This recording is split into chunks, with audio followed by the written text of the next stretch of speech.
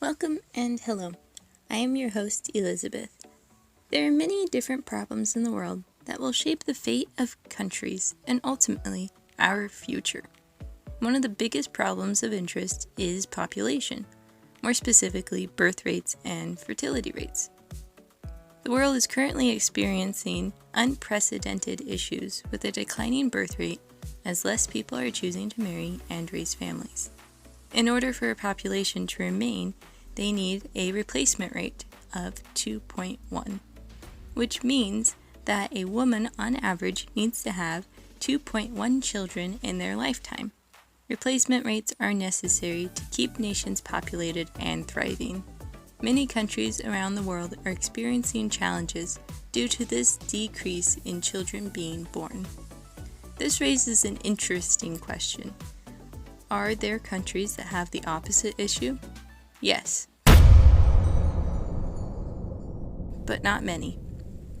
For the purpose of this podcast, we will be examining the birth rate in the country of Pakistan.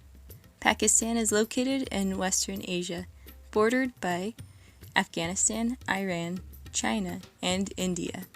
Why should we be interested in Pakistan? Well, let's dive in. Here are some quick stats to understand more about Pakistan.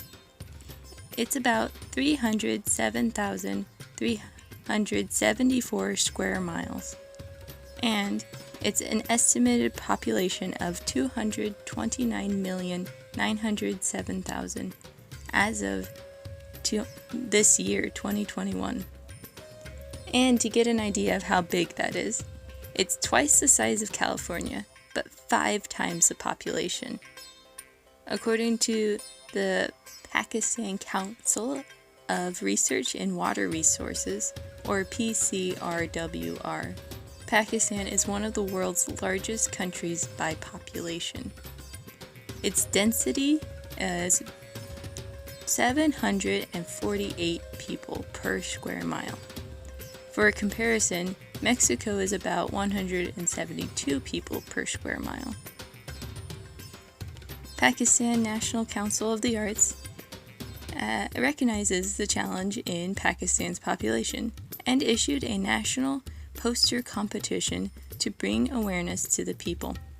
Currently, Pakistan's fertility rate is 3.36%. Here are some examples of the posters that were submitted. Concerns have arisen because of the strain the population is having on the country's resources. There is also a cultural taboo when talking about family planning. Dr. Iqzar Gul, a senior social and behavior change advisor Pathfinder International, explains that family planning isn't population controlling or the stopping of babies being born. Rather, he says that it will empower a family to space out the children they have and give them more control over when they have them.